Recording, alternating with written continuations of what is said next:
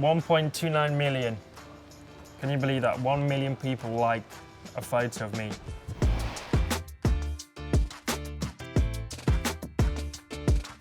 Hello everyone, it's Lando Norris, and today I will be going through photos on my Instagram from back in the day to when it all started to current day. So, number one, I think this is actually one of my first ever pictures of me driving.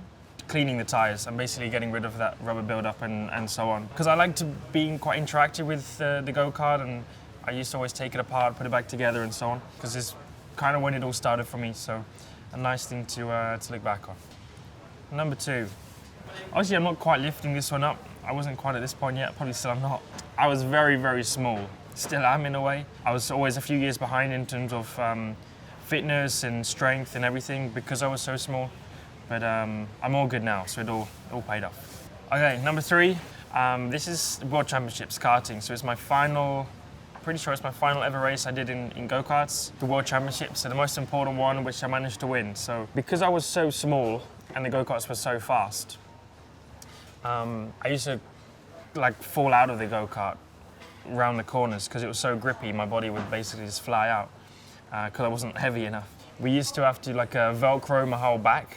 Like all the way down my spine, I would put Velcro, and then you'd also put Velcro in the seat, so I would never come out of the go-kart. I don't know if that's a dangerous thing or not. Basically, as I tried to stand up in this photo, all the Velcro is just completely sticky, and I'm not able to achieve anything quite like that. So I just have my knees like this, I guess. What many people don't know is when you zoom in into the back right, there's a lovely woman in a bright yellow coat, and that's my mum. And she's cheering me on, going over the line. And she used to never really come to many races. She still never really comes to any races, just a couple a season. But the one she does come to was part of this one, and it was a very special one, so a lot of good memories. This is the same day, actually, just probably like a couple hours later, celebrating with the team because it was such a cool victory. The World Championships, World Champion is a pretty awesome thing to say. I was also the youngest ever World Champion at this point. I think beating Lewis Hamilton to it. So karting are like some of your best memories you have of racing because it's the most social. It's when you have the least enemies and least competitors. It's not as serious as when it gets to Formula One and as professional and so on.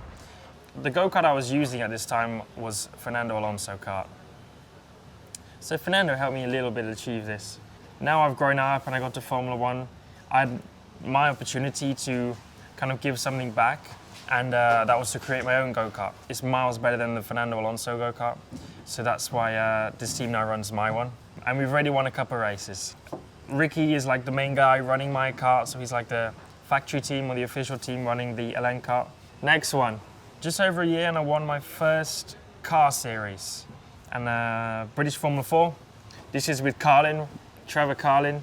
This was the start of a long story between Trevor and myself. And yeah, it started off very well. I won my first, I think the first race. I don't know if I won the first race, but I won the championship in the end. This is obviously the photo at the end of the season, Brands Hatch. And it was just a very special moment, I guess. My first time coming out of go-karting and then seeing what I can do in an actual car. That first big step towards Formula One. Many years I spent with all this big group here.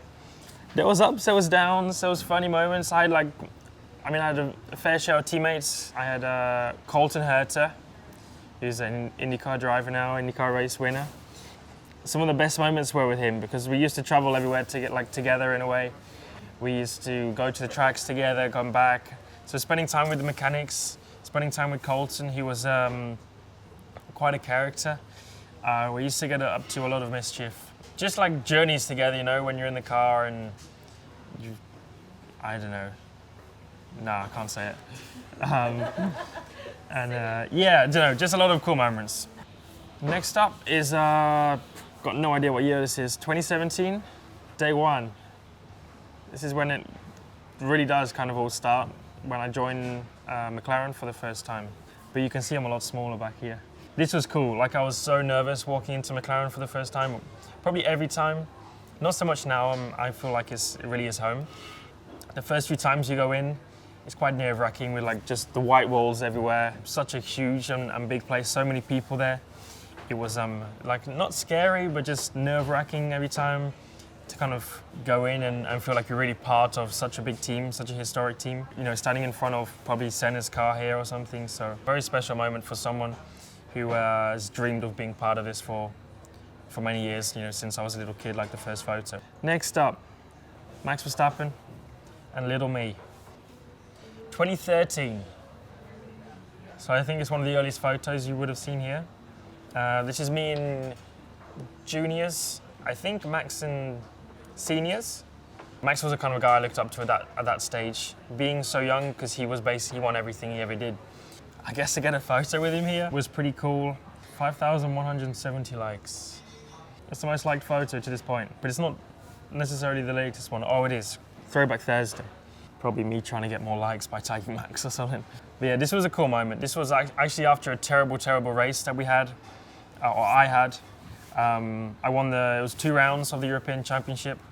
I won the first one. The second one, basically there was this guy who didn't want me to win, of a team which didn't want me to win.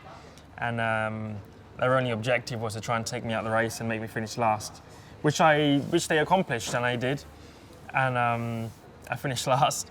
So I kind of thought it was all over. And I think in this race I finished like 28th. But the other guy finished 29th in the first weekend. So I somehow managed to win via that and become the European champion at this point. So but it's just nice to see how far we've both come, I guess. Max maybe a little bit more so at this point. Cool throwback. Oh, big step up here. We go from 5,000 with Max in 2017 to 29,000 in 2019. So my fan base is growing, which you would hope so, because this is my first year of Formula One. We ignited our friendship, Lando. A very nerve-wracking day because it was my first Formula One launch. So I think this was just before we went in to actually do the presentation and the launch of the car. Moved forward and we go to Silverstone, MotoGP, meeting my hero, meeting the guy who actually at first got me into motorbikes. Then I got into go-karting and so on. But Valentino Rossi, he's my hero. You know, a lot of people have heroes from Formula One and so on growing up. For me, it was Valentino Rossi since day one.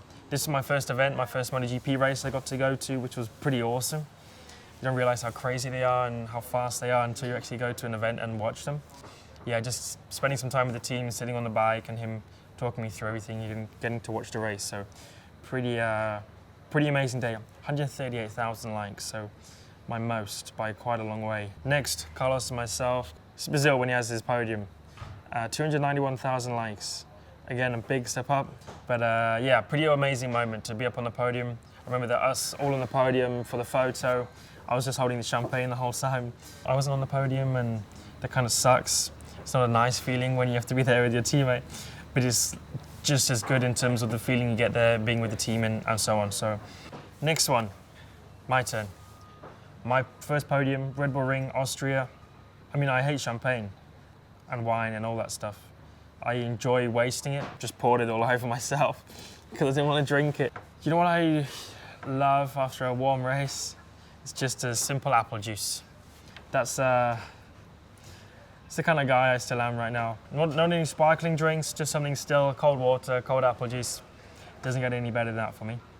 Pretty surreal when you're standing there. There was no fans, which kind of sucked and made it not as good as what it could have been or as special. Just being there, having the champagne, refreshing myself after a hot race. 2 to go. Oh, huge step up. 1.29 million. Can you believe that? 1 million people like a photo of me. Monza, last year. The one probably everyone will remember. Daniel winning, myself in P2. First 1-2 from McLaren for, I don't know, like 8-10 years or something. But probably one of like just the coolest experiences I've had. Spending time with the team, because it wasn't just a win we had with the team, it was a 1-2, the only 1-2 of the whole year. Again, it sucks because I was P2 and not winning the race. What was it like drinking a shoey? Oh, it was disgusting. But I made a bet with Daniel. I made a bet at the beginning of the season if we were on the podium together, never will be done again. Not so long ago, McLaren launch, best looking McLaren suits for a very long time, so I'm very happy we went away from the blue because they looked horrible. Designers finally did a good job with everything. Hopefully the start of a great season, hopefully the start of more times where I get to pour champagne and stuff over my head and hold up some trophies. Hopefully you've enjoyed it, hopefully that's given you some more insight of myself and my life. Plenty more to come.